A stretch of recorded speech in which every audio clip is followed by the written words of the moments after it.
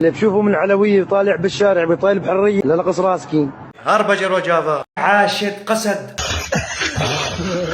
اليوم جايب لكم تكويعة عكسية، يعني شلون جديدة من نوع آخر، يعني واحد كوع بس بالعكس.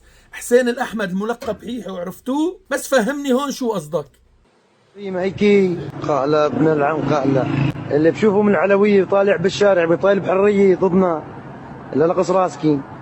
ربي فيك المنطقة يا عرصة. ممكن أنا وحيحو نكون متفقين على معارضتنا للجولاني، لكن في فرق كبير بيني وبينه. يعني هو بيوم من الأيام كان ضد العلوية، كان ضد الأكراد. اليوم هو مع العلوية، مع الأكراد، مع الدروز. أنا بقول سوريا وحدة بغض النظر عن الطوائف وعن الأديان وعن المذاهب. بدي أفهم شو هالتخبط اللي عند بعض البشر. يعني ناس كانوا شبيحة عند النظام الآن عم يشبحوا للجولاني وعاملين حالهم ثوار، وفي ناس كانوا حاسبين نفسهم على الثورة وعلى الثوار، يوم بيصيروا مع الجولاني ويوم مع الأسد ويوم ضد الأسد ويوم مع قسد ويوم مع الهجري ويوم مع غزال، وكأنه الأكراد يمثلهم فقط قسد، وكأن كل العلويين يمثلهم أمجد يوسف أو بشار الأسد، وكأن كل الدروز يمثلهم حكمة الهجري أو غيره، وكأن كل السنة يمثلهم الجولاني.